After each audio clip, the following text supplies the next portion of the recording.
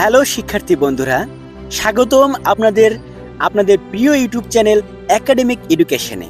আজকে আমরা শিখব পদ কাকে বলে, কত প্রকার ও কি কি। চলুন শুরু করা যাক একদম সহজ ভাষায়। এবার আমরা জানব পদ কাকে বলে। বাক্যে ব্যবহৃত যেসব শব্দ বা শব্দগুচ্ছ নির্দিষ্ট অর্থ প্রকাশ করে তাদের প্রত্যেকটিকে এক একটি পদ বলে। পদের সংজ্ঞা আরো বিভিন্নভাবে দেওয়া যায়। বাক্যের প্রতিটি অংশকেই এক একটি পদ বলে। উদাহরণ, সাকিব স্কুলে যায়।